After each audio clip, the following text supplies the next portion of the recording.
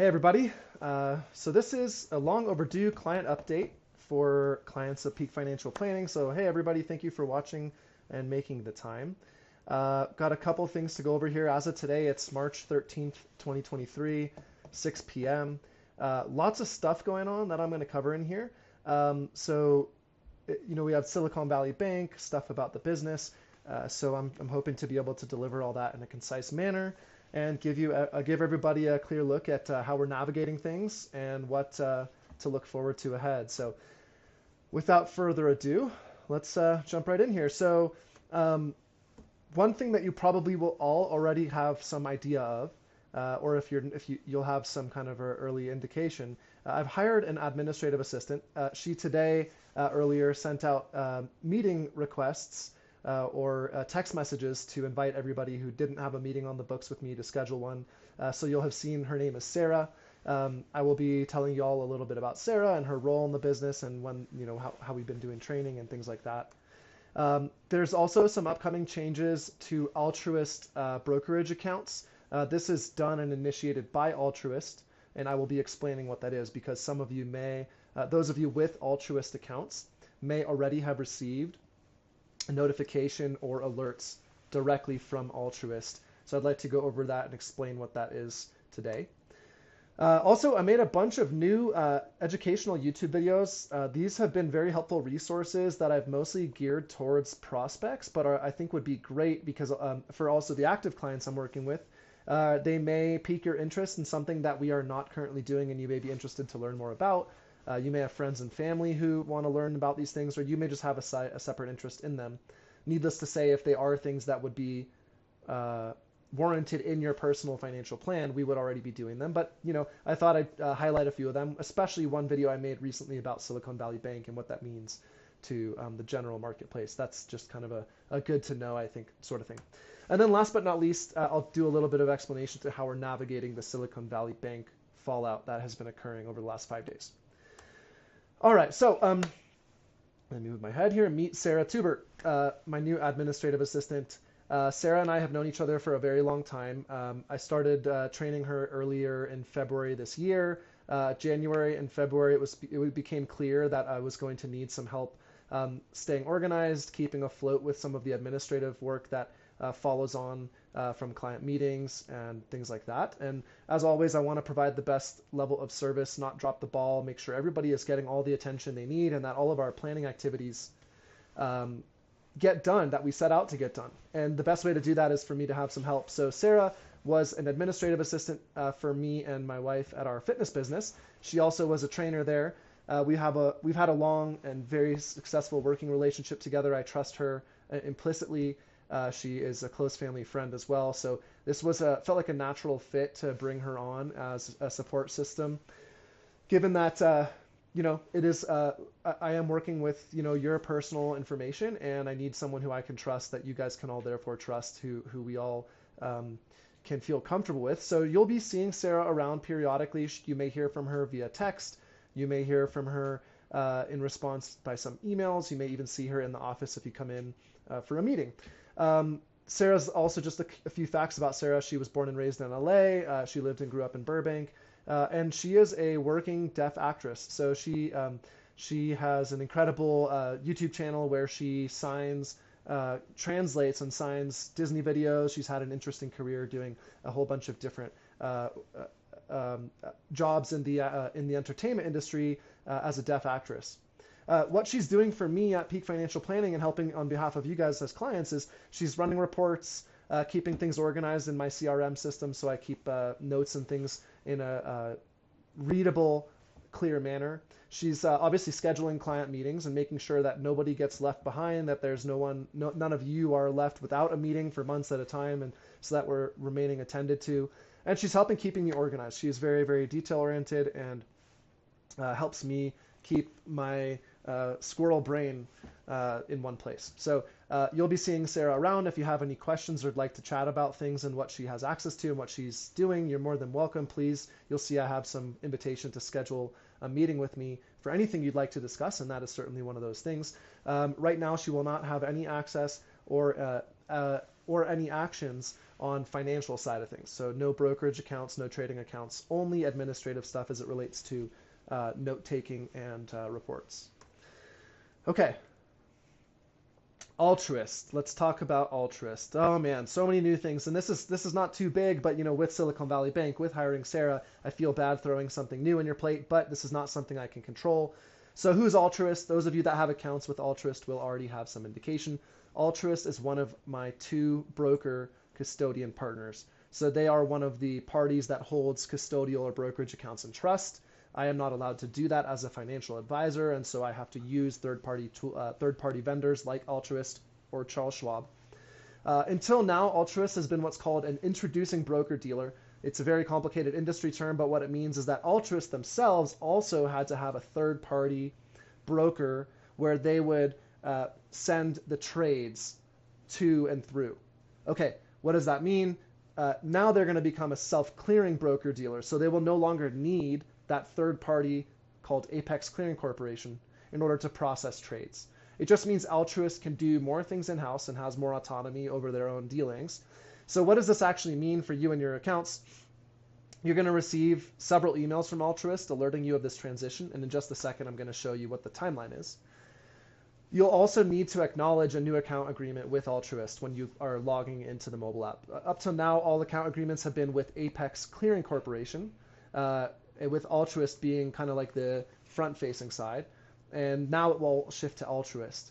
Again, this is not initiated by me or something I have control over. This is done by Altruist. They believe it's in the best interest of their business, that they can offer more services, more security, faster innovation if they take the step. So these are the things that will transpire.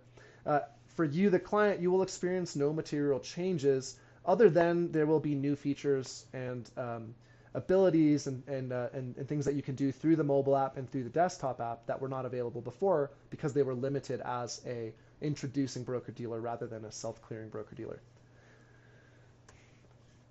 And so what's the timeline here? So when will this change occur? Altruist is going to be sending out these notifications beginning March 20th to initiate the process. This process will take probably 3 months to actually complete. So they're going to begin the process March 20th, and then on the 31st of March and onwards, as you log on to either your Altruist account via the mobile app or the desktop portal, you will be prompted to acknowledge new account agreements with Altruist.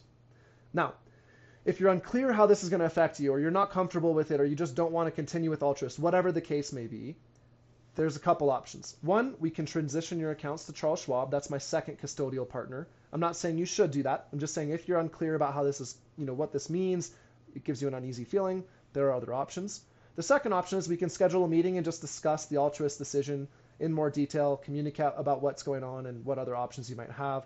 This is not a cause for concern at all, but as always, with a big change like this that is not initiated by me, the advisor, but it's initiated by the third party, I'd like to give you all your outlets and options so that you can explore them. And some of that might just mean spending more time, you and I, speaking, so you can feel informed and educated about exactly what is going on. I will include at the end of this video and in the description to this video and in the email that will accompany this video, a link to Altruist's FAQs that they've designed for clients, not for the advisor themselves, but for you, the end user, the actual person who owns the accounts that Altruist holds in trust. And you can read that FAQ section as well if you'd like more information. Okay, on to part 3 here. Some new videos on my YouTube channel. So I've been putting a lot of time and effort into YouTube channel. As I mentioned, a lot of it is prospect oriented, but it's all educational. It's all designed to teach about financial planning. What are the different considerations? What are the tools? So I have 5 videos that I've made in the last 6 weeks or so that I thought I'd give a quick shout out to. The most important one, I think, right now would be this most recent one, an update about the Silicon Valley Bank failure, why it happened, and what can be done to protect yourself. This is kind of like a do-it-yourself video that can just talks about what happened, why it happened, what is FDIC insurance, what is SIPC insurance, what should you be worried about. We'll talk a little bit about that on this video as well. Another video about health savings accounts, how they're these unique tax savings vehicles, and how you can actually open one if you are self-employed, which most people don't know. Number 3 here, high-yield savings accounts. They're a thing now. You can get 3.5%, 4% on your cash in an FDIC insured account in the lowest risk setting that you could consider. So this is a great thing also right now with the Silicon Valley Bank failure, because cash in FDIC insured accounts is pretty much as trustworthy as it gets. Maybe spreading cash out among a bunch of different institutions is also a great way to protect your cash using high yield savings accounts. Great tool. So there's a video on my YouTube channel about that. Number 4, I did a recent video, a deep dive into rental real estate. I had some prospects and clients ask about how whether I'd recommend rental real estate right now or in general. And so I did a really deep dive that shows the numbers and how I evaluate it, the tools resources that I use to do the research. It's a really interesting video. That's again also on my YouTube channel. And then the 5th video here is why trusting average rates of return is the quickest way to blow up your retirement plan. And the idea there is, nothing in life has the exact same average, exact same rate of return every year. No account, no investment has the exact same rate of return each year. Just like you don't ever step on the scale and have the exact same weight for a week in a row or a year in a row. Your weight fluctuates, your blood pressure fluctuates, rates of return fluctuate.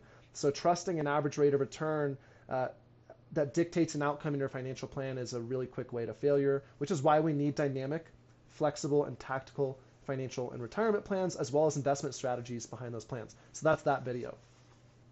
And also, this is just a general prompt to go subscribe to my YouTube channel, and you can suggest videos and topics, and I will do the research and try to provide webinar-style education about those things.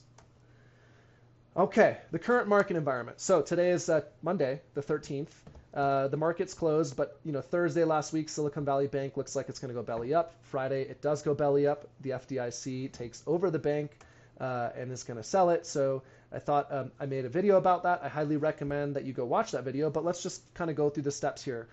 Number 1, don't panic, okay? Right now, we don't really know what the consequences of this is going to be. It hasn't spread to a whole lot of banks. If you have less than $250,000 in cash accounts, you are federally insured, FDIC insured, and that is the most secure insurance we have. I mean, if we lose trust and faith in FDIC insurance, we are essentially saying the U.S. government is gone, and that is not even something that's in the realm of possibility right now. No one's thinking that way. So I just wanted to say this so that you have a scale or a way to reference what level of concern or panic should I be feeling about this. It is a big deal, but it's not something to panic about yet. That doesn't mean it won't be, but yet. And so I wrote this here, which is, thoughtful, decisive action is good, but impulsive decisions lead to a great deal of pain. So impulsively saying, oh, the market's going to go to zero, I want to sell everything and move to cash. Or impulsively taking all your, going to the bank, standing in line and taking all your cash out and holding it in your mattress.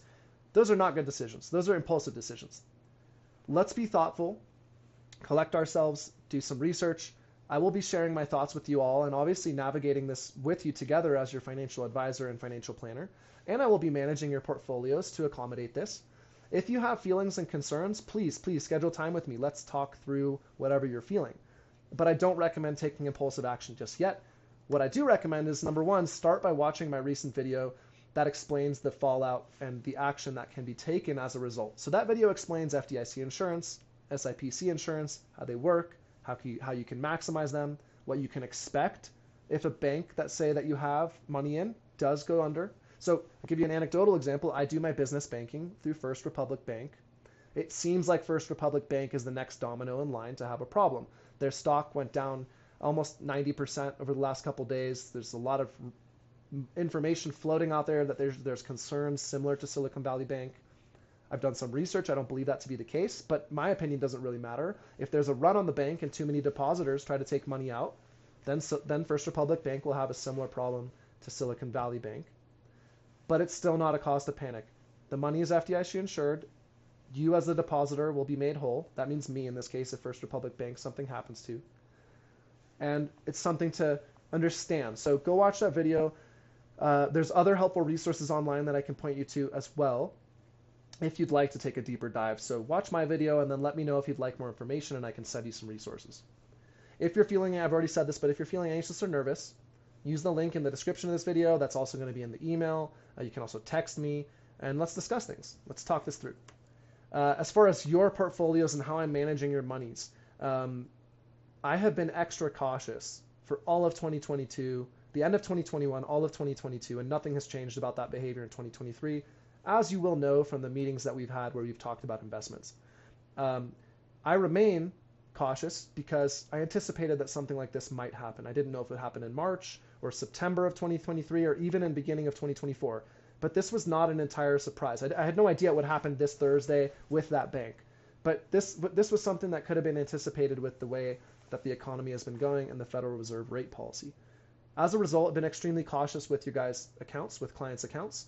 I've heavily favored conservative investment strategy that's relied on U.S. bonds, interest-bearing investments, and very, very low exposure to stocks and equities. And that's allowing us to wait things out until there are clearer signs that we can add more risk to portfolios. And we'd like to do that over time, but not while things are so uncertain as they are. In fact, most clients' portfolios are performing quite well. In fact, all client portfolios are performing quite well with this conservative strategy. And I don't know what the future will hold, but we will adjust and adapt according to whatever is thrown our way. So in that regard, I am staying informed. I'm watching this event closely. I'm poking holes in my own perceptions and thoughts about what I think might transpire and trying to get as much unbiased experience and information as I can from as many sources as I can so that I can help make the best decisions and give the best recommendations for you guys. All right, to wrap things up here, some resources for you all. One, again, I'll include this link in the description and in the email, but here's the link to schedule a meeting with me so that we can discuss anything that's been in this presentation or anything that's on your mind if you don't already have a meeting on the books with me. And again, you will have received a text from Sarah to schedule that. So some of you have already done that, as I've noticed throughout the day. Number two, you can read more about Altruist's transition to a self-clearing broker-dealer through their FAQ page. This is curated by them. You'll also be getting some emails directly from them about it. And again, you can schedule a meeting with me so we can discuss it in more detail. Number three, subscribe to my YouTube channel and give me some feedback and some suggestions on things you'd like me to do videos about. It's really helpful. I'd love to address your concerns and your interests, so send me some ideas. Number four, just login information. In case you haven't been in Altruist recently, here's the Altruist login. You can also download the Altruist app from the Play Store on Google or the App Store in Apple and log into your account. Number five, you can also log into your Charles Schwab account through this link or download the Charles Schwab app through the App Store or Play Store. And if you haven't been prompted to do that by me already, if you do have a Charles Schwab account with me, then you can let me know and I'll send you an invitation. Anyways, happy March. For us here at Peak Financial Planning, that includes me and Sarah, but also all of you as the Peak Financial Planning clients and family. Things have been well so far in March. I hope you all feeling okay. And again, please send me any questions, comments, or concerns. You can text me. You can also send me an email. You can schedule a meeting. And I'll proactively be reaching out to you to make sure everything feels okay and you're feeling like your gaps or interests are being addressed. Thank you all for your continued support. And I look forward to seeing you in next videos, but also in our coming meetings together. Have a wonderful evening.